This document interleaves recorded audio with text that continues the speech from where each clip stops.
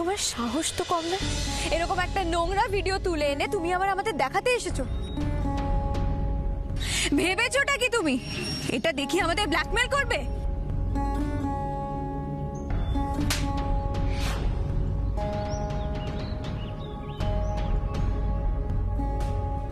তোকে আজ আমি মেরেই ফেলবো। তোর সাহস কি করে হয় আমার বোনের সম্মান নিয়ে খেলা করার? হ্যাঁ, মারো মারো মারো মারো আমায় নীলাদ্রি, আমাকে মারো। কিন্তু থামলে কেন? মারো, মেরে ফেলো।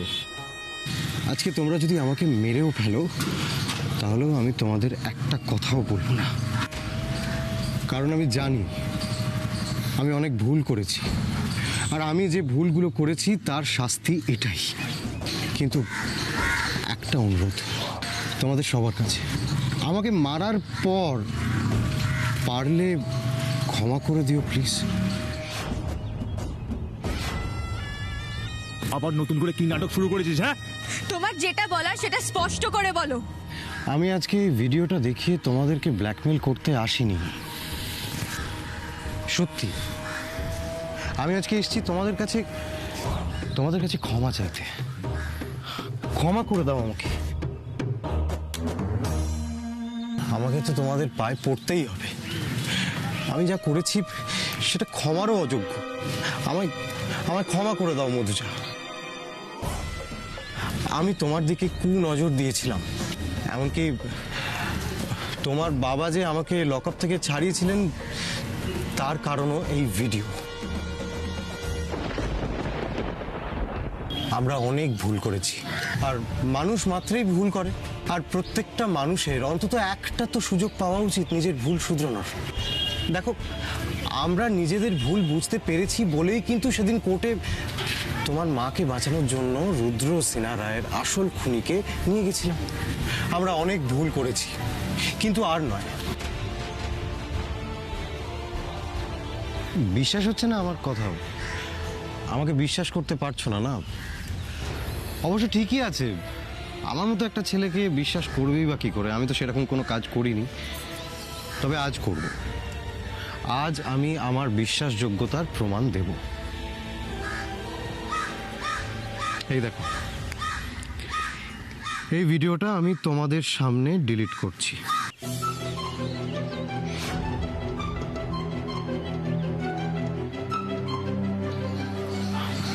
দেখো, শত্রুতা তো অনেক করেছি, বন্ধুত্ব করার একটা সুযোগ আমাকে দাও প্লিজ।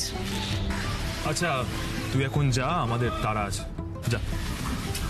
ও, আমি বিরক্ত করলাম বোধহয়, আমার জন্য দেরি হয়ে যাচ্ছে।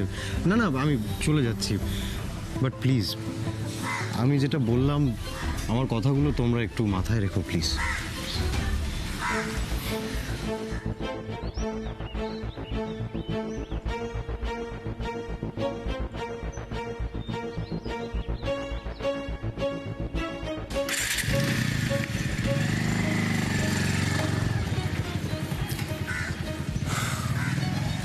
বুঝলে ফিরকি, তার মানে এই জন্য ড্যাড ভিকির ওপর কোনো অ্যাকশন নিতে চাইছিল না, যাতে মধুজার সম্মানহানি না হয়। ড্যাড ভয় পাচ্ছিল। কিন্তু ভিকি যখন নিজে থেকে আমাদের সবার সামনে ভিডিওটা ডিলিট করে দিল, আমার মনে হয় না এটা নিয়ে আর কোনো ভয়ের কারণ আছে। মধুজা, তুমি আর প্লিজ এটা নিয়ে কোনো টেনশন করো না। ভিকি তো ডিলিট করে দিল ভিডিওটা, ভয় পেও না, কেমন? আচ্ছা লিভিড, এসব কথা পরে হবে। তোমাকে আমি নামিয়ে দিই, চলো। আর মধুজাকে নিয়ে আমাকে একটু মলে যেতে হবে, শপিং মলে যেতে হবে, অনেক কেনাকাটি করা বাকি আছে। চলো চলো চলো ফার্স্ট চলো। কালকের পর থেকে মাও নিশ্চয় আমাদের নিয়ে খুব টেনশন করছে, তাই ভালো। চলো। হ্যাঁ চলো চলো চলো।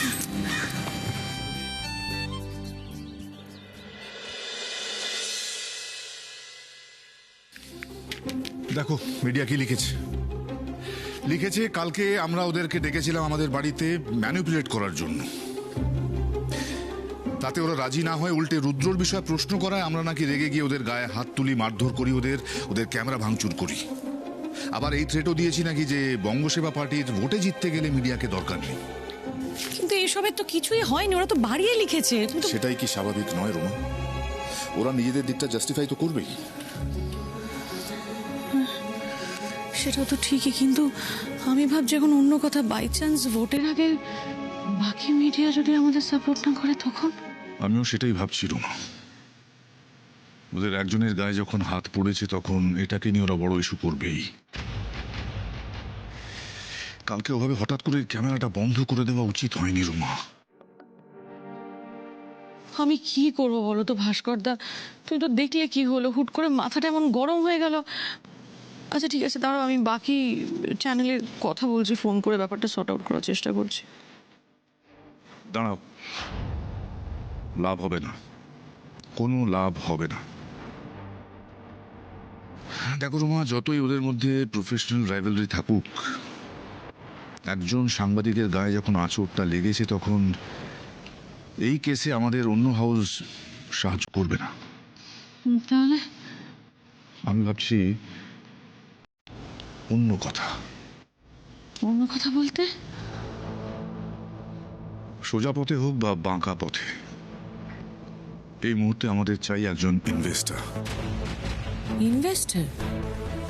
হ্যাঁ রোমা, ইনভেস্টর যে নিজে একটা চ্যানেল খুলতে পারে বা আমাদের এত টাকা দিতে পারে যে সেই টাকা দিয়ে আমরা প্রত্যেকের মুখ বন্ধ করে দিতে পারি।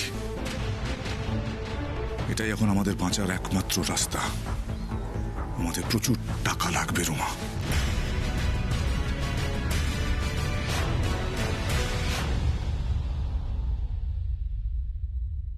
এইটা তো আজকে ক্যাশ হবে না। তা তো হবে না, এত বেলা হয়ে গেল। কিন্তু মীনাক্ষী যে প্রমোটারের নাম্বারটা দিয়েছেন ওনার সঙ্গে আবার কথা বলে আসবো। ওনাকে বলবো 1 সপ্তাহের মধ্যে এনজিওর কাজটা যেন উনি শুরু করে দেন, আর ততদিনে বায়নাটাও হয়ে যাবে। লক্ষ্মী, আমাদের এনজিওর কাজটা শুরু হয়ে গেলে বস্তির কত মানুষের কাজ হবে বল।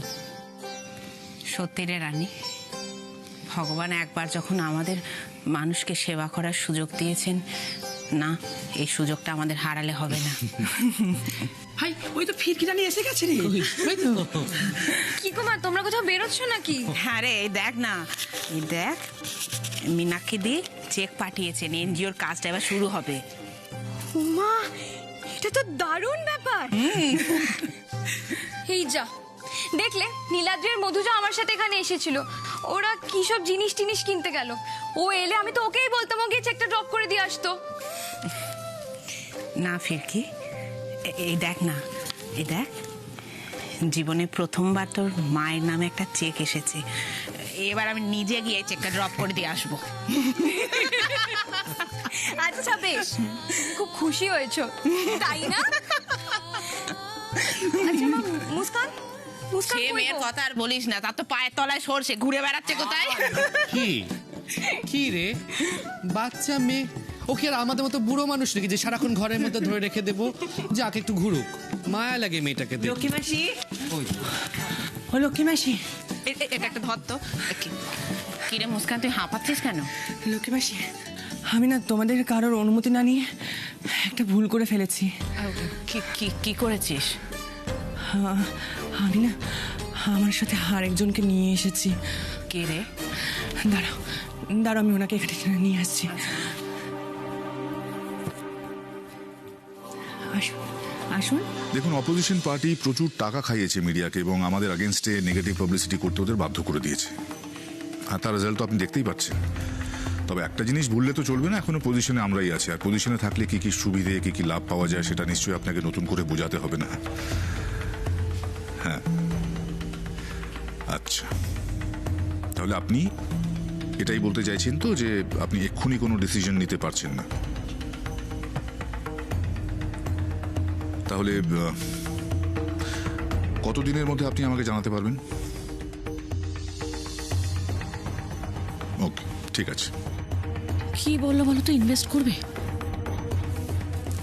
এক্ষুনি বলা যাচ্ছে না, তবে কথা শুনে মনে হলো ইন্টারেস্টেড নয়।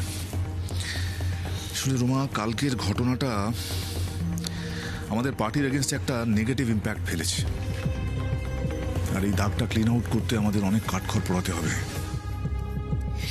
কিন্তু ভাস্কর দা, এরকম ধরনের একটা ঘটনা তো ইজ ভেরি কমন, বলো না? তার জন্য একটা পার্টি তো ফল করতে পারে না, পারে কি? পারে পারে রোমা, মিডিয়া যেমন গড়তে পারে তেমন ভাঙতেও পারে। 400 কোটি টাকা। জনগণের সামনে এর একটা স্বচ্ছ হিসেব আমাকে দিতে হবে রোমা। তুমি এখন ওই 400 কোটি টাকা নিয়ে ভাবছো ভাস্করদা?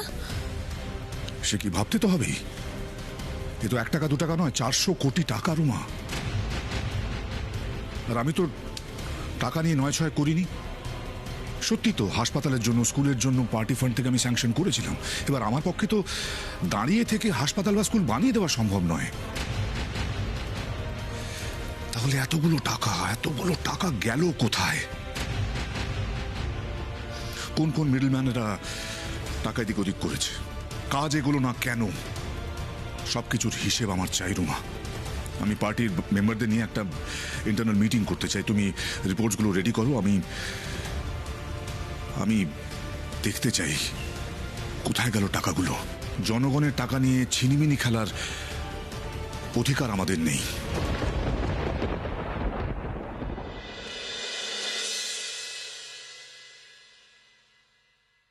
এই তো ভারী বিপদ হয়ে গেল। তুমি টাকা স্যাংশন করেছিলে তো ঠিকই, কিন্তু সেই টাকা তুমি বিদেশে ইনভেস্ট করে দিয়েছি। উফ, দেখি কি করে ব্যাপারটা ম্যানেজ করা যায় এখন। আসুন, একটু সাবধানে। হ্যাঁ, আসুন আসুন, চলুন আসুন। বসা এখানে নিয়ে গিয়ে।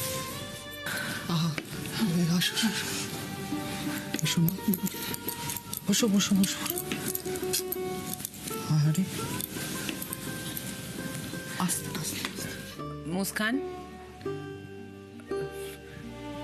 উনি কে? মুস্কান, উনি কে? মুস্কান, আসলে মাসি, আমি রেল লাইনের ধারে যে বাজারটা আছে না, আমি ওখানে গিয়েছিলাম। তো সেখানে থেকে উনি রেল লাইনের দিকে এগিয়ে যায়। উনি থাকেন কোথায়? জানি না মাসি, ঠিক বলতে পারবো না। তবে কোন একটা গ্রামের কথা বলেছিলেন। উনি এখানে কি করে এলেন কিছু বলতে পারলেন? ওনার ছেলে এখানকার হাসপাতালে ওনাকে নিয়ে চোখের ছানি কাটানোর জন্য এসেছিলেন। তা অনেক টাকার কথা শুনে ওনার ছেলে ওনাকে এখানেই রেখে বিকেলে টাকার জন্য গ্রামে ফিরে যায়। আর সকালেই ফিরে আসার কথা ছিল, কিন্তু এখনো ফেরেনি। ও বিলু, বিলু রে, আমাকে ফেলে তুই কোথায় চলে গেলি রে বাপ? ওমা, তুমি চিন্তা করো না, তোমার ছেলে ঠিক ফিরে আসবে। দেখো ঠাম্মা, গ্রামে তোমার সাথে তোমার ছেলে ছাড়া আর কে কে থাকে? বিলু, বিলু আমার ছেলে, আর ওর বউ, আর ওদের ছেলে, আমার নাতি। জানো তো বিলু, বিলু আমাকে আমার চোখের বড় ডাক্তার দেখাবে বলে আমাকে এখানে নিয়ে এসেছিল। ও তো এখনো ফিরে এলো না। ও যদি ফিরে না আসে, আমি ঘরে ফিরবো কি করে? আমার ছেলের যদি কোনো বিপদ আপদ হয়ে যায়, তাহলে আমার বৌমা, নাতি সবাই বেঁচে যাবে গো। মা, তুমি এত কেঁদো না, আমরা তো আছি, আমরা ঠিক একটা ব্যবস্থা করব। কি মুশকিল হলো বল দেখি, এখন কি হবে?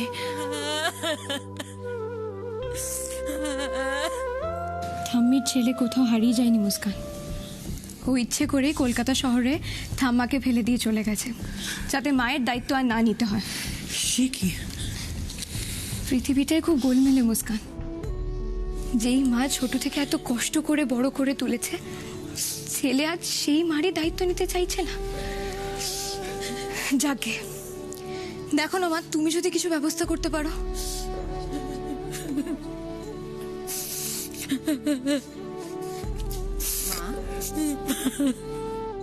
তোমার ছেলের কোনো ঠিকানা বা ফোন নাম্বার দিতে পারো? তাহলে আমরা একটু যোগাযোগ করে দেখতাম।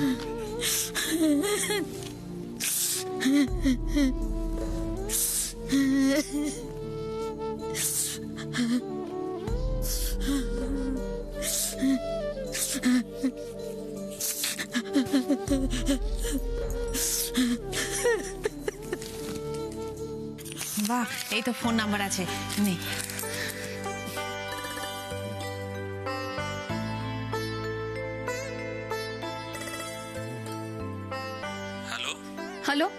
হ্যালো, বিলু বলছেন?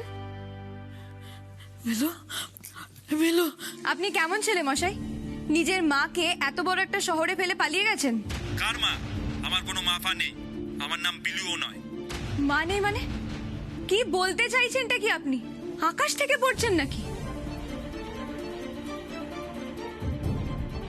ফালতু যাবেন না তো, রং নাম্বার এটা। হ্যালো, কেটে দিল ফোনটা।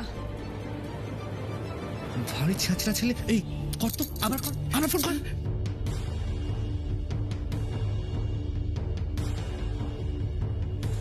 ধরছে না। আর ধরবেও না।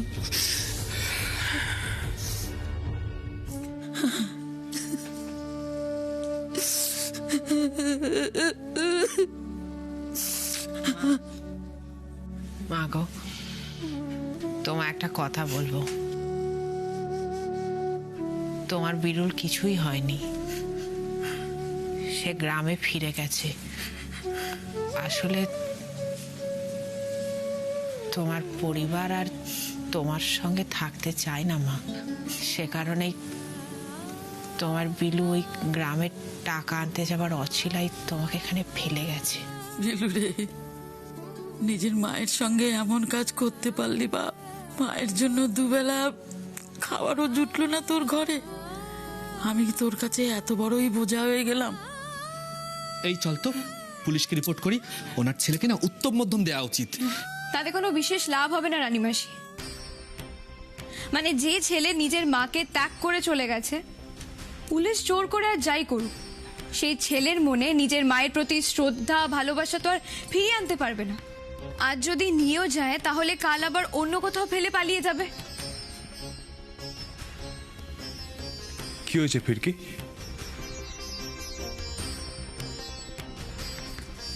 এই দেখো না নীলাদ্রি, ঠাম্মিকে ওনার ছেলে কলকাতা শহরে নিয়ে এসেছিল চোখের ছানি অপারেশন করবে বলে। তারপর ওনাকে এখানে ফেলেই পালিয়ে গেছে। যে মায়ের ছেলের ঘরে ঠাঁই হয় না, তার আর বেঁচে থেকে কি লাভ? তার মরাই ভালো। এ তুমি কি বলছো মা? এখানে আমাদের যদি দুবেলা দুমুঠো ভাতের জোগাড় হয়, তোমারও হবে। রানী পার্বতী, রোজিদের ঘরটা খুলে দিত। আজ থেকে ওনার সব দায়িত্ব আমাদের। আমরা কিন্তু বৃহন্নলা, আমাদের সাথে থাকতে তোমার কোনো অসুবিধা হবে না তো?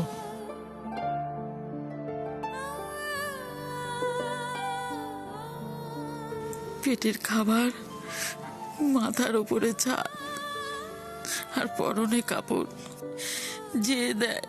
নারী পুরুষ তো দূরের কথা, সে মানুষ আর মানুষ থাকে না রে মা, সে তো ভগবান হয়ে ওঠে রে মা। আমাদের মতো মানুষের কাছে তুই তো ভগবান।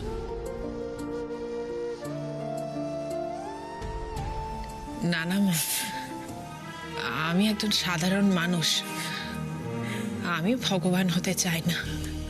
আমি তো শুধু মানুষের সম্মানটুকু পেতে চাই মা। শোনো শোনো শোনো শোনো শোনো, চলো ভেতরে চলো, একটু বিশ্রাম নেবে। চলো চলো, এসো, কিচ্ছু হবে না, আমরা আছি।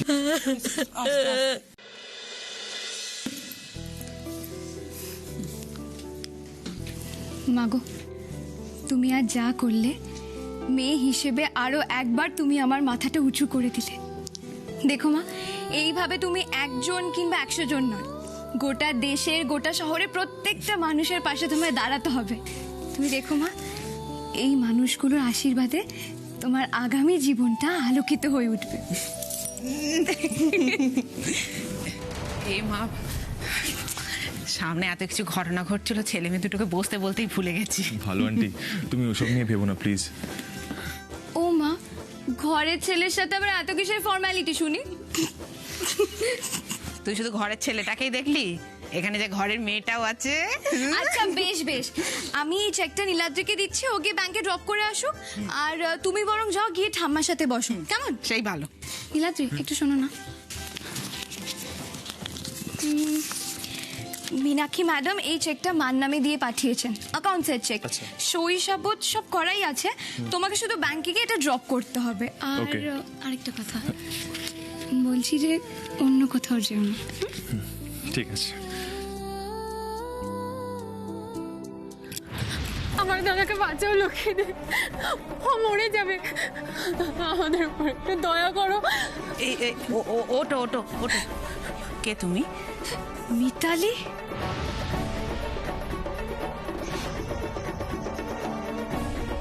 তুমি তুমি এখানে কি করছো?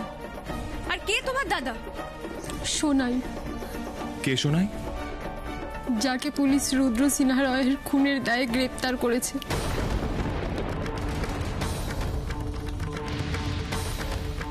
আমার দাদা নির্দোষ ফিরকি, তুমি ওকে বাঁচাও।